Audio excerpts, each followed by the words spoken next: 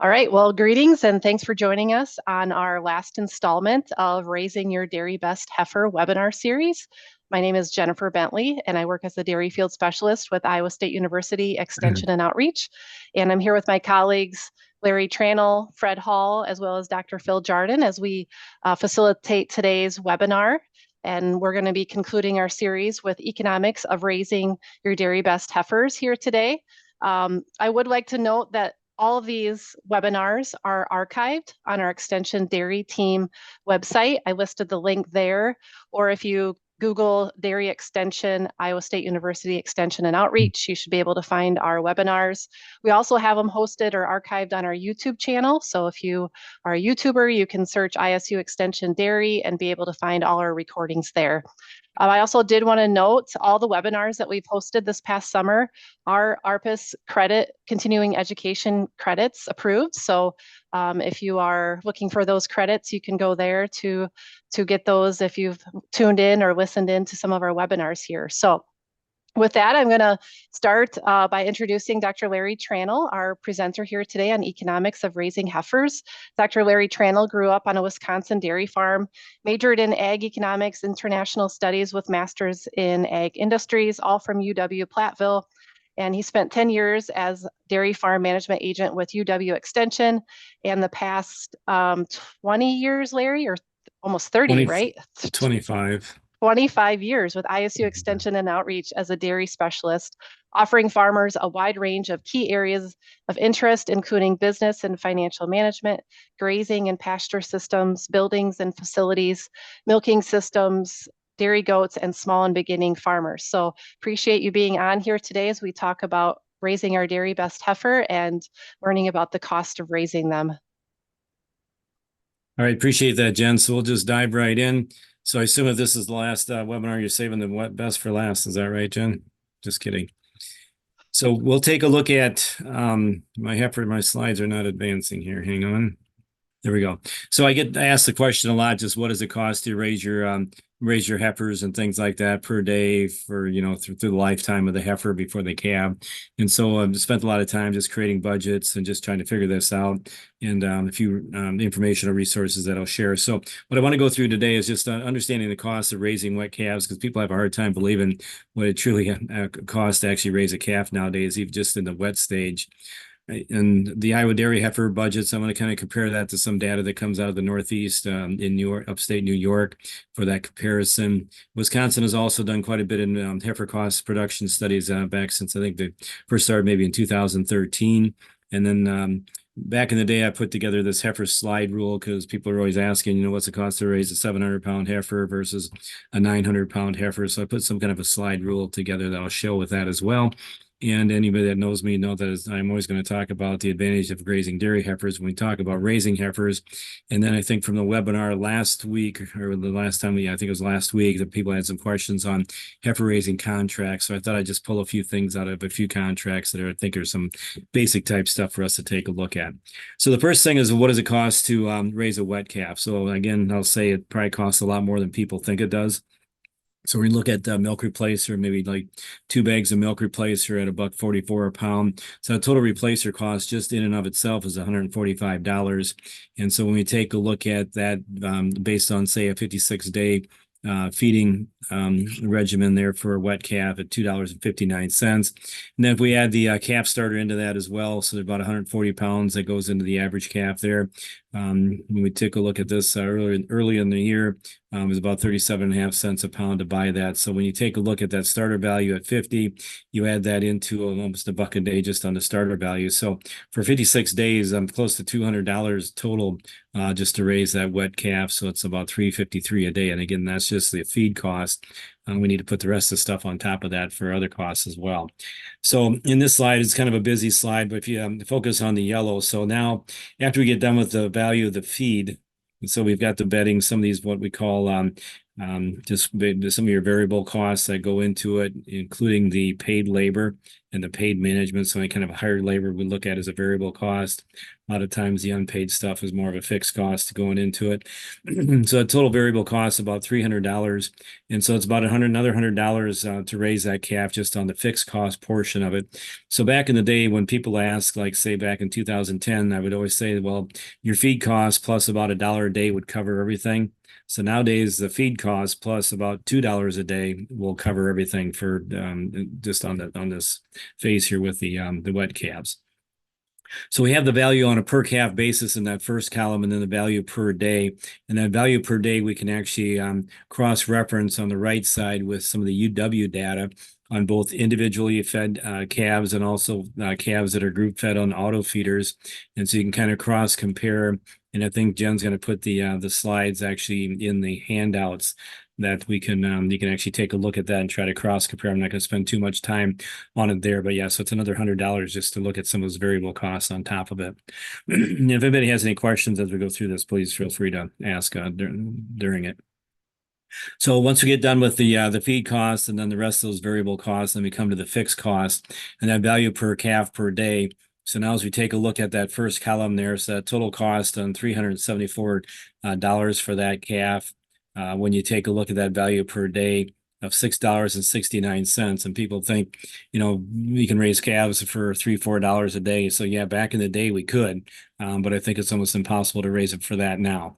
So if you again compare that to the research data from University of Wisconsin on both individual and auto feeders, you can kind of see in 2017 where those numbers were. And if I take a look at what has happened with just the simple things of inflation, what the labor rates have gone up since then. It's not that far-fetched that this is actually, I think, pretty accurate. And so if we took a look at it in 1999, it was $2.68 to raise a wet calf, those first 56 to 60 days. In 2007, it jumped to $5.31. In 2013, it was $5.34. In 2015, at $5.51. So if you just kind of try to extrapolate that out of what inflation and the cost of a lot of these different things have happened over the years, to have the value of a wet calf right now at $6 to $7 per head per day, not too far-fetched and actually pretty practical or with that, or pretty accurate, I would say.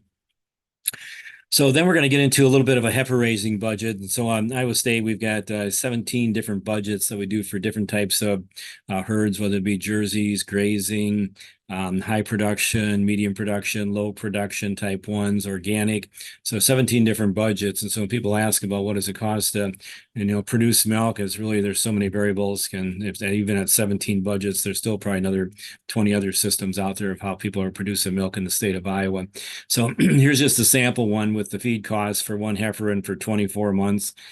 So just when we take a look at what kind of different types of things that we put into that ration.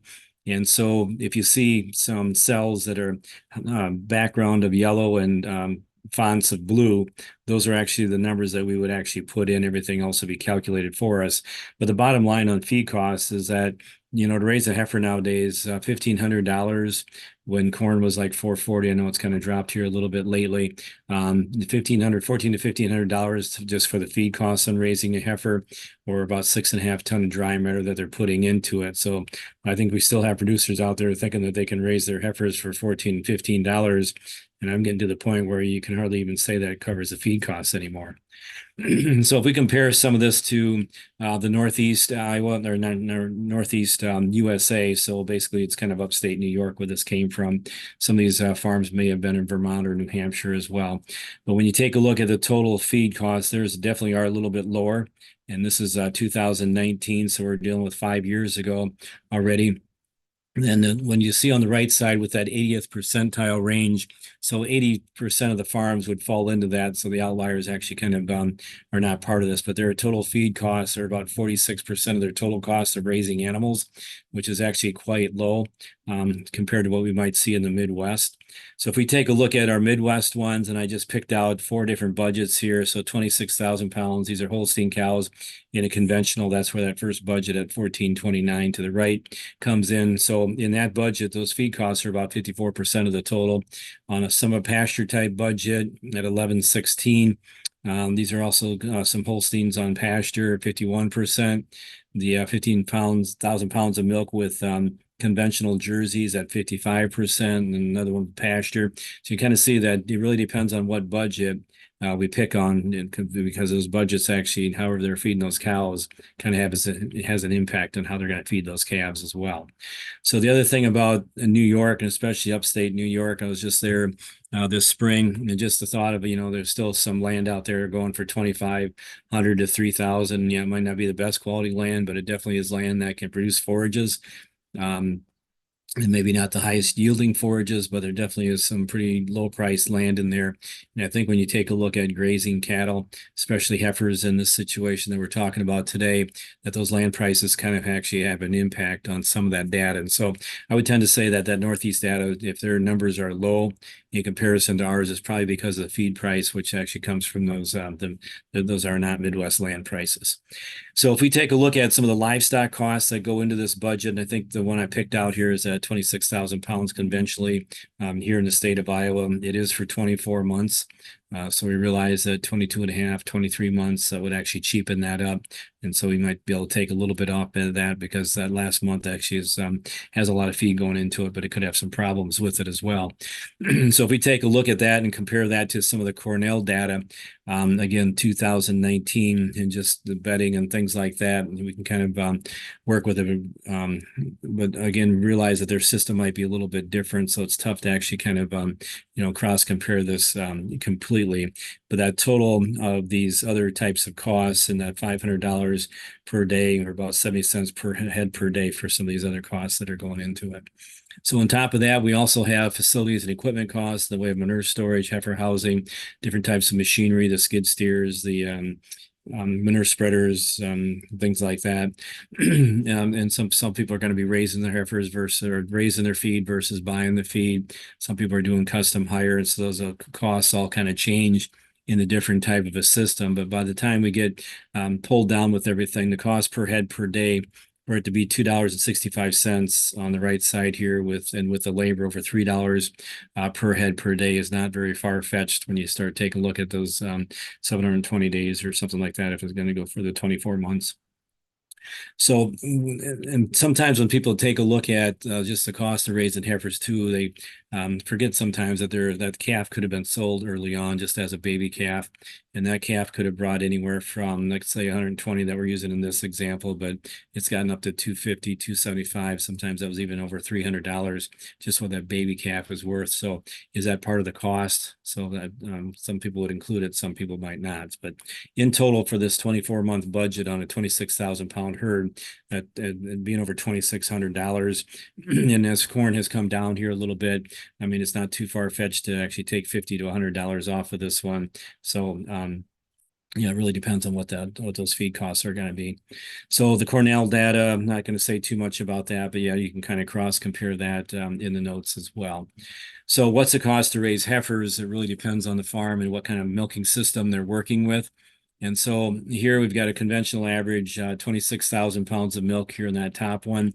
That's the one that I shared with you at 2651. There's an organic herd budget that we have at 22,000. And so in those organic budgets, a lot of these kind of might be feeding their calves on nurse cows. Milk replacer isn't part of the picture because it's tough to get organic milk replacer. And so when you take a look at what it's costing them, those costs are, tend to be a little bit higher in that wet calf phase, but they tend to be quite a bit lower because it's a pretty heavy grazing type operation with it as well. So either way, with that 24 months, it's important for them to get the growth on those heifers. So the conventional pasture at 18,000 pounds of milk, total of 2258, organic at 15,000 pounds of milk, 2,500, the conventional jerseys. And this is one where we still have it on a 24 month, but really those jerseys are probably gonna be closer to a 22 month thing, just because they mature a little bit easier, not quite as much growth you need to put on them either. So that's down in that 2,100 range. And we've actually got some grass milk ones that if they could do this in 24 months, they may actually be getting their cost down to about 2,000. But what tends to happen from my experience in working with the grass milk farms is that they're not calving at 24 months. They're probably calving closer to 27, 28 months, because without that energy going into the ration, it's a little more difficult for them to actually get the growth that they need to actually get those animals big enough or get mature enough before they actually get bred. So that kind of would probably put that into that $2,300 or so range to raise them on a grass milk type program. And so for those that might not be familiar with grass milk, is basically it's an organic herd, but they can't feed grain either. Okay, so they're basically, it's an all forage type system that they're working with. So like I said, we have about 17 different budgets with the Iowa State Extension Dairy Team. And so I'm just going to kind of real quickly go down through the one that we had worked with, the 26,000 pounds. So this is kind of what that budget would actually look like. So if producers wanted to work with this, you put in your feed wastage, when they're going to calve and what their the amounts that they're going to eat during that time frame. So when you start taking a look at 2.25 or 2.5% of their body weight throughout to try to figure out what they're actually going to have just for feed intake and those costs or whatever. So again, this one, even with the feed wastage, so you're still looking at about $1,600 with that. And so on the right side, there is some benchmarks of cost per day for people that want to do some custom raising of their heifers, and they might want to be working with somebody that they're going to pay them so much per head per day. That's kind of why we try to put some of that data into it as well. So the livestock costs, and so I showed you this just a little bit earlier. So what those livestock costs in the budget, again, anything with a blue font and a yellow background or data that you would actually put into that program. And so that could be highly variable for each farm that we're actually working with. And then the facility and equipment costs, this is so different for every farm just because you've got some conventional, pretty high input, high investment in facilities and manure storage and things like that to compare to some pasture-based ones that might not have much of facilities at all. But again, by the time you add all that stuff up, you're probably still going to be in that $2,200 to $2,600 to actually raise those heifers. And so back in the day, actually wasn't too far long ago, that when the heifers were being sold for $1,300 to $1,600, it was kind of a no-brainer to quit raising so many heifers. And now that market has kind of switched. Maybe people listened a little bit too much, and that market has kind of switched where we might be short of heifers. And so now they're actually probably selling out quite a few heifers that are actually worth as much or more than what the cost of raising them. So if we take a look at some of those Cornell farms in the Northeast, so I just threw this slide in here to make sure that we have a, sometimes when you take a look at research, it's nice to know what the background of some of the research projects were. So the average age of calving was about 22.5 months, and that calving weight, poundage wise, about 1340. And so I tend to say that these heifers were actually being raised quite well. They were actually getting to some pretty good weights there.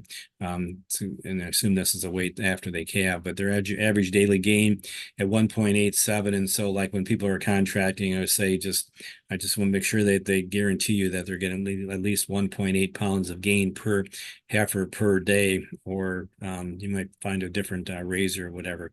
So when you take a look at the labor and the efficiency, so that pasture type system definitely going to cheapen up the labor piece of this, but the investment that people have in an animal, and there's some animals that don't work out, they don't breed, or they might die a little bit early, but just that non-completion rate was a little bit higher than what I thought it might be at 14.8%, and the cost per worker. And so when you take a look at New York, things tend to be a little bit more expensive up there as well. So on the right side here, I always ask, is there a Peter Pan problem? So just make sure that those heifers are allowed to grow up before they get bred, because I think there's a lot of people that try to save feed costs and maybe shortchange them a little bit, or sometimes even a lot, just to get them bred earlier so they work with that. But then they realize that they're going to be losing quite a bit of milk later on after these heifers actually calve.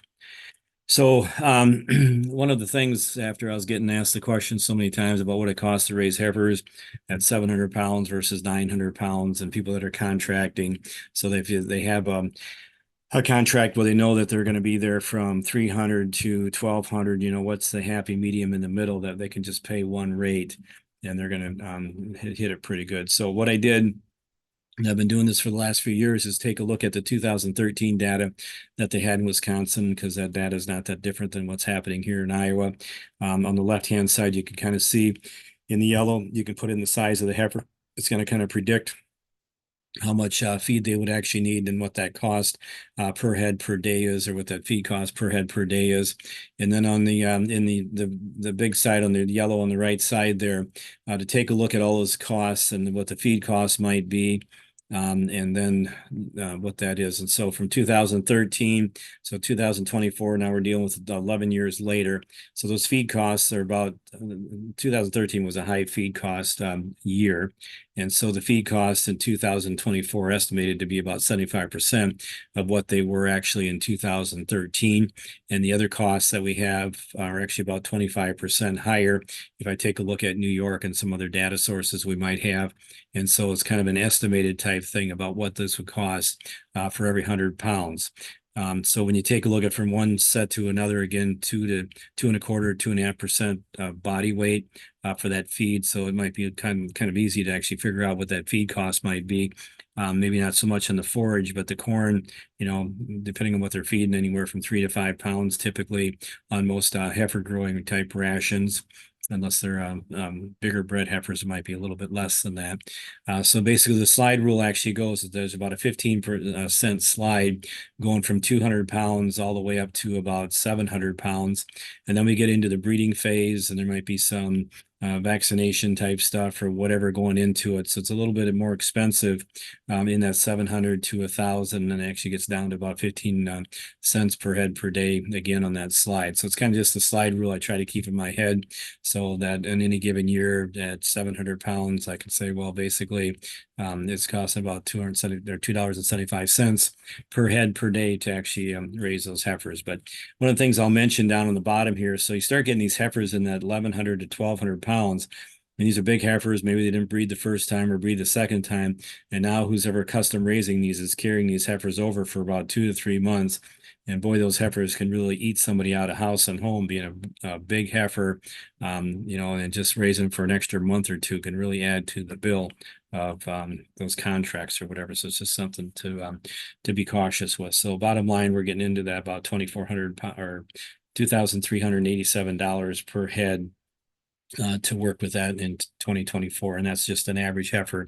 Some are going to be a lot higher, some are going to be a lot lower. So I think in one of those previous slides, anywhere from 2,000 up to $2,600 per head to actually raise those heifers. So optimizing the heifer enterprise, and one thing that I just want to share a little bit is just, I think the other side's worth a look, is that there's a lot of grazers, I think, that should look at the what's happening in the confinement operations, not just with heifer raising, and vice versa. Those that in confinement should really look at what's happening with some of these grazing operations, especially with the heifer operation as they try to get growth on them. And I just think there's so much that both systems can learn from each other. And what I tend to find is that the producers that actually take the best of both systems, at least in some of my past data, I would tend to equate that with some of the higher levels of profitability. So there definitely are things that they can learn from each other with it. So will grazing help reach their goals? Okay, so no matter what system, we want to try to double the birth weight, that weeding in that 56 day time period. Again, heifers will, grow some cells in their udder those first 45 days. And if we don't get them grown during that time frame, they're never going to grow them. And so it's kind of like, you either do it or you lose it. And so it's important to double that birth weight. And I think a lot of producers are really doing well at that. So calving at 22 to 23 months, we want to calve them in that time frame. I think looking at the most profitability, but also we want to make sure that they are adequate size. And if they're not, then you're probably better off not to breed them quite so early. But getting 1.8 pounds of average daily gain, I think, is just a great benchmark with it. So they tend to be healthier. Some of the research will show that less DAs, metritis, ketosis, and different types of things there. They actually can become a better milk producer. So some of Wisconsin research, I'll show you that data, actually almost close to 2,000 pounds more milk on heifers that were actually grazed versus raised in confinement, and lower costs, just especially because of the feed costs and some labor costs, I would tend to say as well. So what's not to like about rotational grazing? There's a lot of frustrations. There's a lot of fencing. People are worried about bloat, this, that, or the other thing. So it's not the easiest thing to work with. And when you take a look at why people don't want to do it, maybe it's higher just to hire somebody and keep them in a facility. And nobody likes to get the call like at 2 o'clock in the morning or on April Fool's Day every day like I do, that somebody's going to call me and say the heifers that are out, but they'll say April Fool, because I know I hate to have the heifers out on the farm. or on the road or whatever. So there's definitely a lot of issues working with that.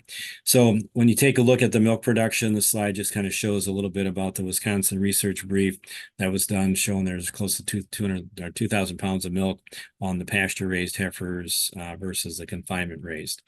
So when we take a look at the different types of the heifers between, like, say, 600 pounds, I think it's kind of tough sometimes to get that growth on them. You got to make sure you're doing a pretty good job with the energy load, and so with the supplement with the grain and things like that.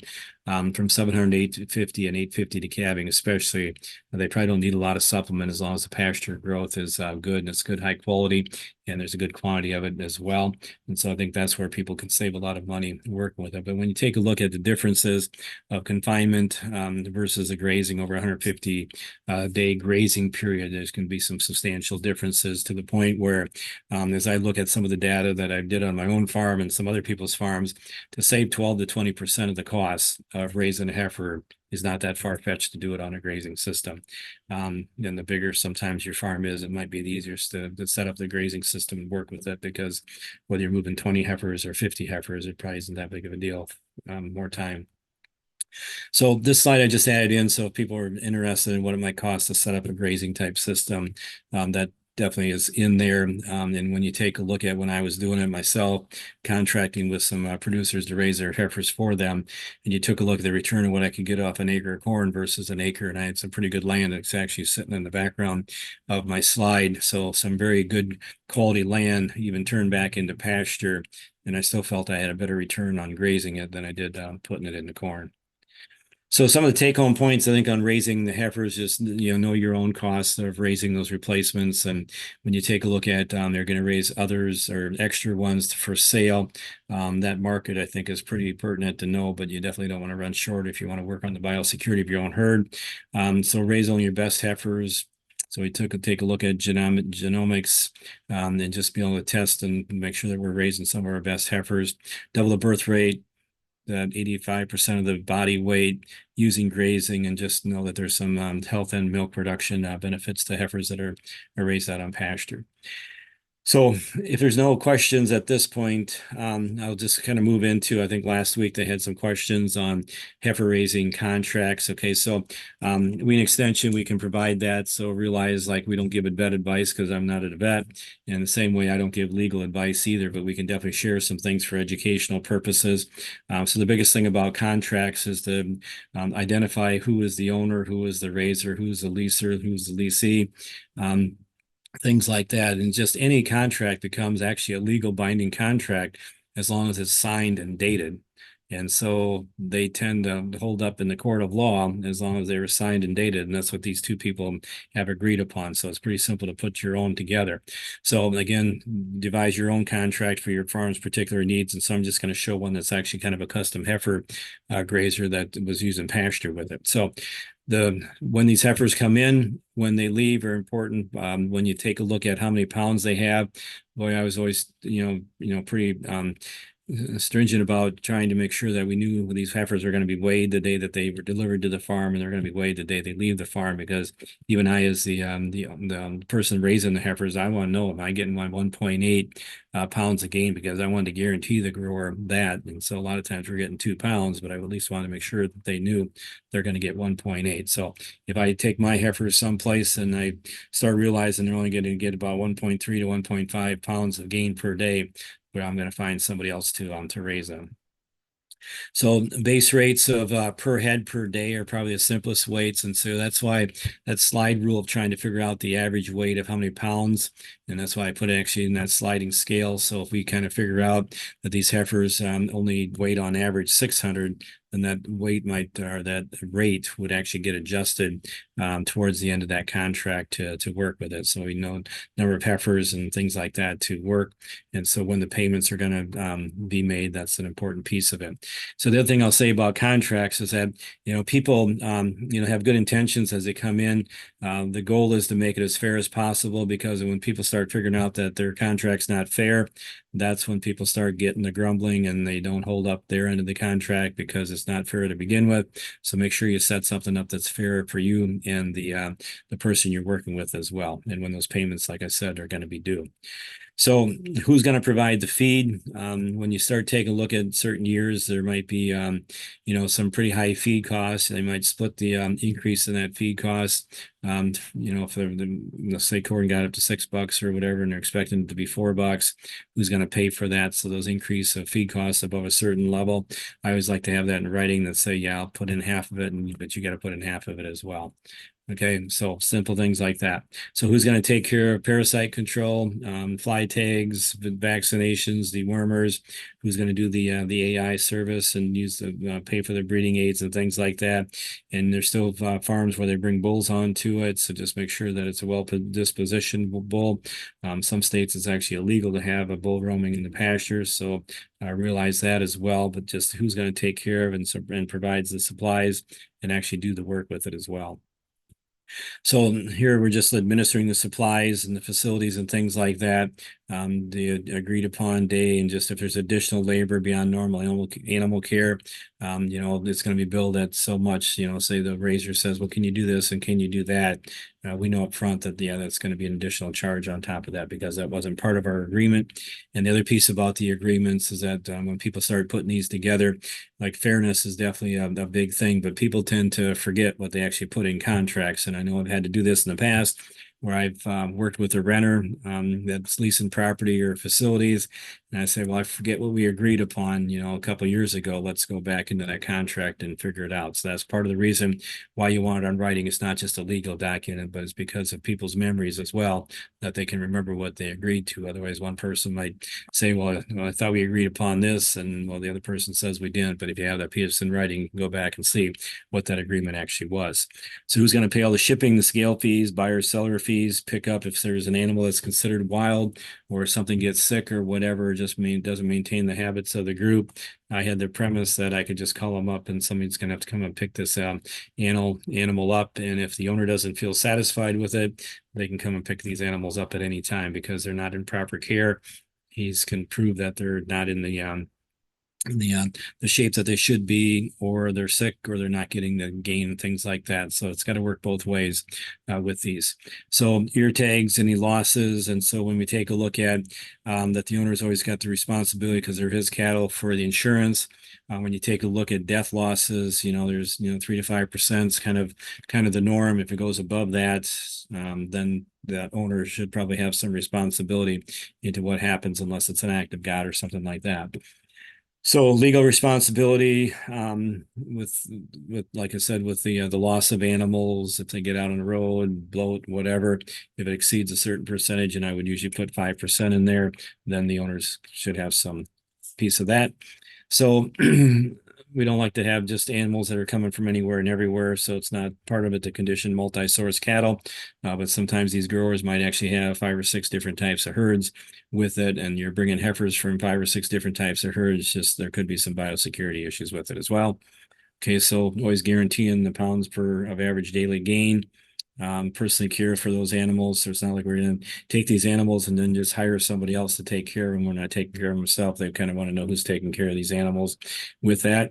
If they can't make the payments and things like that, just, how many days do they have to actually make those payments? If they don't, actions need to be taken. So some of those things I work with, and one of the last things I tend to ask people to put in a lot of contracts is if they can't agree on something that's happening, that there's an arbitrator that might come in, that's somebody that's agreed upon by both parties as somebody that might be fair. It might be an extension person, might be a vet, it might be a banker, it might be somebody else, but sometimes they'll use 3 of them where they each pick one, and then they pick one that they both can agree on. Those 3 people might work with it rather than keep things where the things have to go to a court of law sometimes.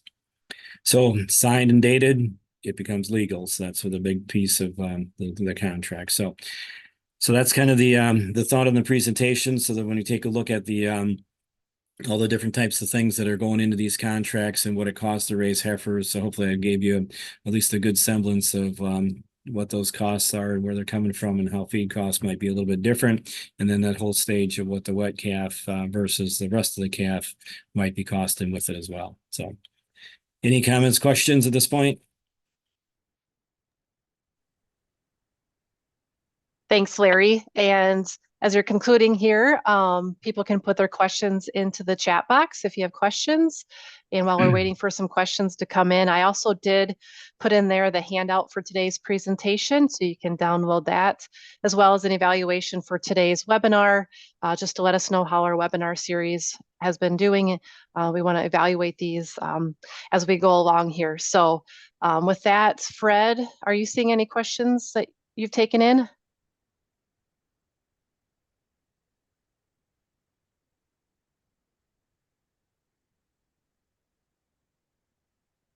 And maybe Fred hasn't seen that questions come in yet, but I guess to kick them off, Larry, as far as like what the market outlook for heifers is right now, it's obviously, it seems like it's higher than what it is actually costing to feed heifers, right? So how do producers manage their heifer inventory when there's maybe some added value there right now? Sure, and Fred might want to jump in on this too. He probably pays closer attention to the markets than I do. But so, back in the day when it was $1,500–$1,600, you're going to be selling a heifer for, and it's costing you $2,200 to $2,300 to raise them. By all means, why would you raise those extra heifers? And so then you'd really get the recommendation to genomic test them. If you're not going to need those, maybe do a lot more beef breeding on some of those cows that aren't quite so good. But in any given time, that I would always encourage people to raise, if they want to keep their herd solid and not even in a growth phase, that raise maybe 2 or 3%, even 5% more than what they think they're going to need, just so that they don't run short. I think that's a big issue, trying to run short and not having to bring other heifers onto the place. But once you start getting beyond that, but it's tough to figure out that heifer market. I mean, so how difficult it is just in this. So you've got almost 2 years to kind of figure out what it's going to be worth. Like I said, 2 years down the road. And so when you are trying to figure out, are you going to keep this heifer or not, you really don't know the market 2 years down the road. Sometimes that dairy market can change in a 12-month period with milk prices and things like that. It might really change just with how many people are wanting to try to increase herd size and things like that. But so it's tough, but I would always say 3 to 5% more than what you think you're going to need. So you always have that little safety thing. But what say you, Fred?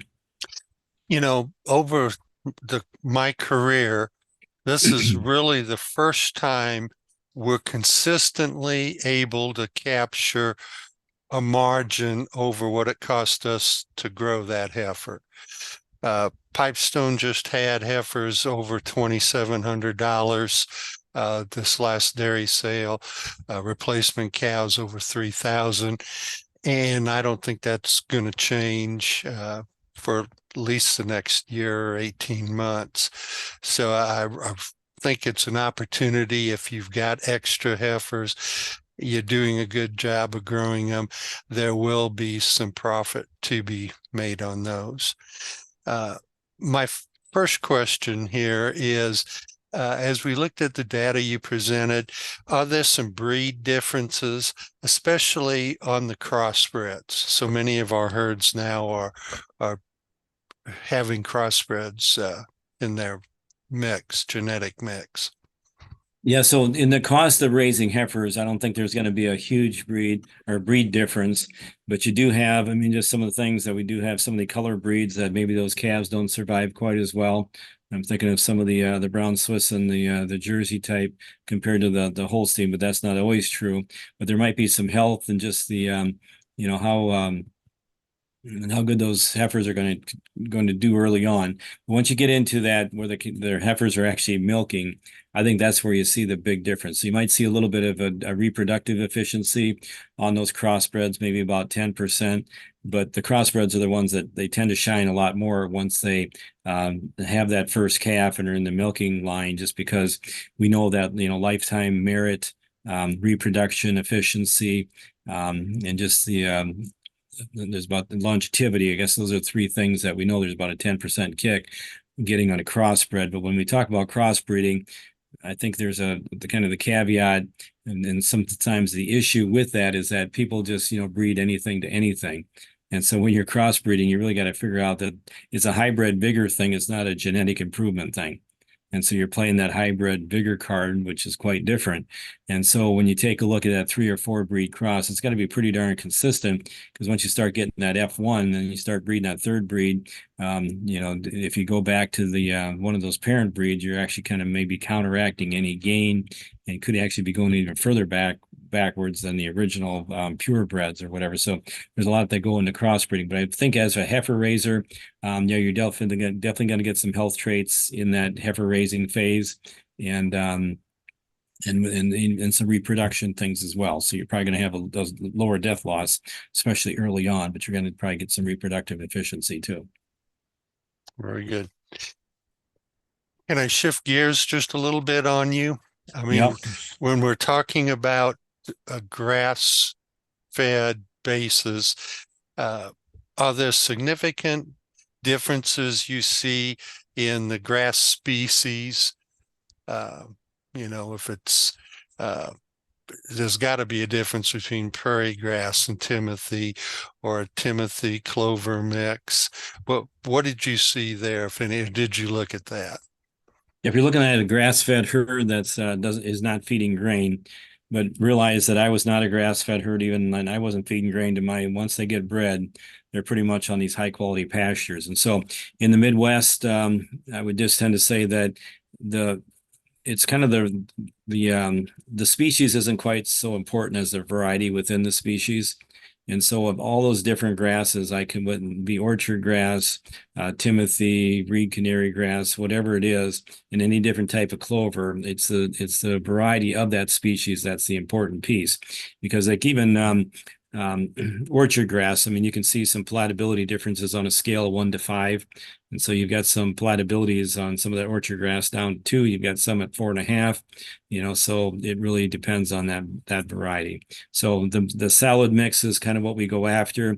But if you're asking about going into a grass-fed herd where they can't feed any grain, the thing that's kind of interesting, and I come from an alfalfa corn silage mindset, as many people in the Midwest do, is that alfalfa really falls out of favor just because of 30-day digestibilities, or 30-hour digestibility, sorry. If it doesn't digest in 30 days, you got a problem. With a 30-hour digestibility, when you start taking a look at that alfalfa really falls out of favor in grass-fed dairy operations, which is a little bit of a surprise to me when I first started working with them. So most of those grasses and most of the clovers are going to be kind of the forte with it. I would just mention that I did put a link into the chat for these are Iowa dairy budgets, but it does list out the different types based on milk production, whether they're conventional, organic type of herds, and different breeds that Larry, you've been working on and updating here. So those are, if somebody's wanting to kind of look at something more specifically, they can click on one of those and review that a little bit more closely. And Jen, I also sent you that heifer raising costs, that little fact sheet. Can that get put in the chat box too? The Yes, slide rule thing. Yes.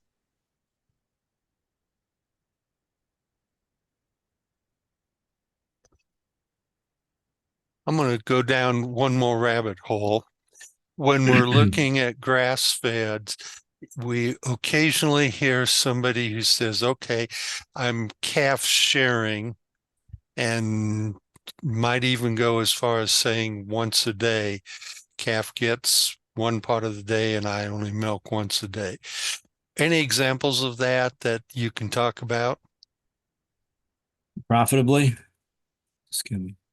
So when you start taking a look at organic, so they don't have an option. They can't feed milk replacers, so they've got to put some nurse cows out there. And I guess there's a lot of them that tend to think that they are saving a lot of labor, and they definitely are by getting nurse cows. And so these nurse cows may not be the same mother cow of that calf, and so they put them on these cows, and it takes sometimes one cow might be feeding 3 calves or whatever. So I wouldn't say it's the most unprofitable thing to do. But when you're taking a look at organic milk at $30 to $35 a hundredweight, it's kind of questionable. Should we be doing this for 7 to 9 months versus trying to get them onto more dry feed here in that 3 to 4 month or 5 month time frame? So that's kind of the balance, is just how long they do that versus what might be more profitable. So sometimes it's a quality of life type thing, easier labor compared to what might be most profitable. But there's a lot of producers that make decisions on the quality of life. In fact, about half the decisions are probably made quality life wise versus profitability. Even we like to do some things sometimes that are easier. Absolutely.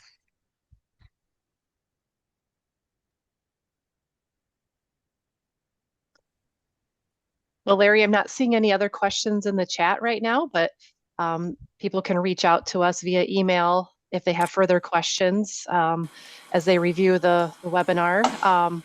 I would say these are going to be archived and listed on our Extension Dairy Team webpage or our YouTube channel.